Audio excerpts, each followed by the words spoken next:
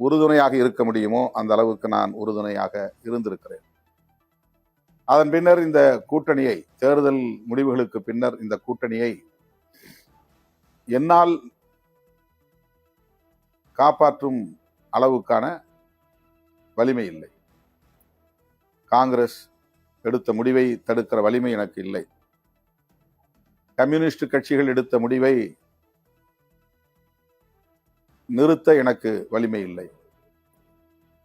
அதே போல இந்திய யூனியன் முஸ்லீம் லீக் கட்சியின் நிலைப்பாட்டுக்குள் என்னால் தலையீடு செய்ய முடியாது. இன்றைக்கு சமூக ஊடகங்களில் விவாதிக்கக்கூடியவர்கள் மீண்டும் என்னை மட்டுமே குறிவைத்து கடுமையான விமர்சனங்களை, அவதூறு கணைகளை ஏவுவது ஏன் என்று என்னால் விளங்கிக் கொள்ள முடியவில்லை. தேர்தலுக்கு முன்னால் அந்த கூட்டணியை காப்பாற்றுவதற்கு என் வலிமைக்கேற்ப என்னுடைய முயற்சிகளை நான் மேற்கொண்டிருக்கிறேன். என்னையே ஒரு ஆயுதமாக பயன்படுத்தி, என்னையே ஒரு கருவியாக பயன்படுத்தி அந்த கூட்டணியை பலவீனப்படுத்துவதற்கு மேற்கொள்ளப்பட்ட அனைத்து முயற்சிகளையும், சதி முயற்சிகளையும் நான் முறியடித்திருக்கிறேன். தேர்தலுக்கு பின்னர் அந்த கூட்டணியை கட்டுக்கோப்பாக வைத்திருப்பதற்கு, காப்பதற்கு, பாதுகாப்பதற்கு எனக்கு எந்த முகாந்திரமும் இல்லை. நான் கூட்டணி தலைவராக இல்லை, அல்லது கூட்டணி கட்சிகளை காப்பாற்றுகிற அளவுக்கான ஆளுமை பெற்றவனாகவும் இல்லை.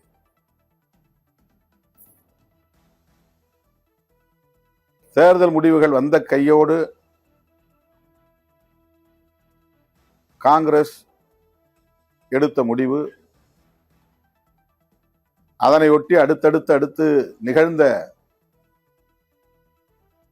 அரசியல் காட்சிகள், இவையெல்லாம் நேர்மையாக சிந்திக்கக்கூடிய அனைவருக்கும் என்ன என்பது தெரியும்.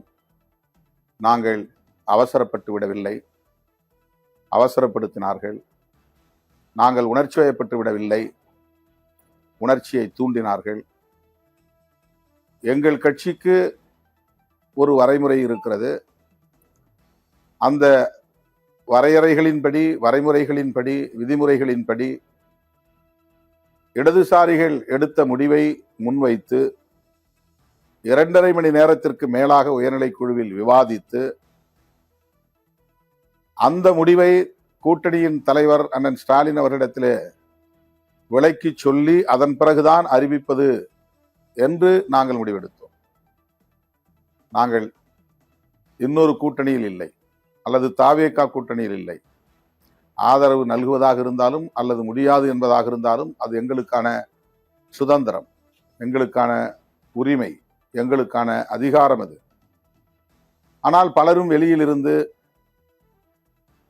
இவர் ஏன் தாமதப்படுத்துகிறார், தாமதத்திற்கு இதுதான் காரணமா என்றெல்லாம் ஆளாளுக்கு அவரவர் யூகங்களின் அடிப்படையில் மனம் போன போக்கில் எங்களுக்கு எதிரான அவதூறுகளை பரப்பினார்கள்.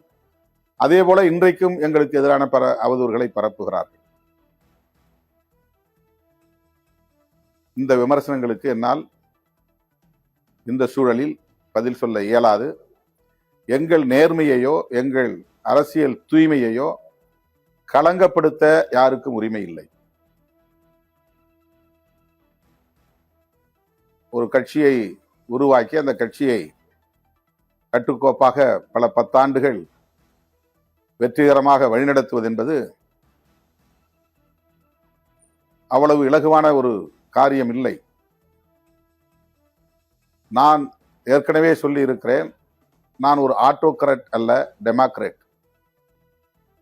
எங்களுடைய தோழர்களுக்கு எந்த அளவுக்கு அரசியல் புரிதல் இருக்கிறது என்பது வேறு விவகாரம், ஆளுமை திறன் இருக்கிறது என்பது வேறு விவகாரம்.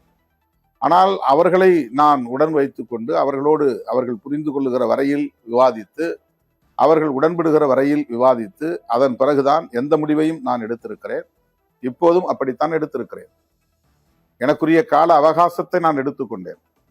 2 நாட்கள் 3 நாட்கள் என்றெல்லாம் சொல்லுகிறார்கள். 8ஆம் தேதி 4 மணிக்கு இடதுசாரி கட்சிகள் அறிவிப்பு செய்தார்கள். 9ஆம் தேதி 2 மணிக்கே நான் தாவேகா தரப்பினருக்கு தகவல் கொடுத்தேன், வந்து கடிதம் பெற்றுக்கொள்ள செய்தேன். 3:30 மணிக்கு கடிதத்தை பெற்றுக்கொண்டார்கள். நான் பத்திரிகையாளர்களை சந்திப்பதற்கு நான் அழைப்பு விடுக்கவில்லை. அவர்கள் வந்து காத்திருந்தார்கள். காத்திருந்தவர்களின் உணர்வுகள் மதிக்கப்பட வேண்டும் என்பதற்காக நான் தேடி வந்து பார்த்தேன். நான் ஊடகவியலாளர்களை வாருங்கள், இந்த தேதியில் உங்களை பார்க்கிறேன், இதை அறிவிக்கப் போகிறேன் என்று சொல்லவில்லை. அறிவிப்பை நான் என்னுடைய சமூக ஊடகத்தில் கூட, முகநூலில் கூட என்னால் அறிவிக்க முடியும். அறிக்கையை ட்விட்டர் பக்கத்தில் கூட என்னால் போட்டுவிட முடியும். ஊடகவியலாளர்களை கூட்டி பேச வேண்டும் என்ற கட்டாயம் ஒன்றும் இல்லை. ஆனால் காலை 10 மணியிலிருந்தே தலைமையகத்தில் வந்து அமர்ந்து கொண்ட நிலையில் அந்த ஊடகவியலாளர்களை நாம் அவமதித்து விடக்கூடாது, காத்திருக்கிறார்கள் என்பதற்காக நான் 4:45 மணிக்கு அங்கு வந்து சேர்ந்தேன். எங்கள் நிலைப்பாட்டை சொன்னேன். இந்த முடிவை மிக மிக நிதானமாகத்தான் நாங்கள் எடுத்திருக்கிறோம். எங்கள் மதசார்பற்ற முற்போக்கு கூட்டணியின் தலைவர் அண்ணன் ஸ்டாலின் அவர்களின் கவனத்திற்கு கொண்டு சென்று அவருடைய வாழ்த்துக்களோடு தான் அல்லது ஆதரவோடு தான் அல்லது இசைவோடு தான் இந்த ஆதரவை நாங்கள் வழங்குகிறோம் என்று அறிவித்துவிட்டுத்தான் வழங்கியிருக்கிறோம்.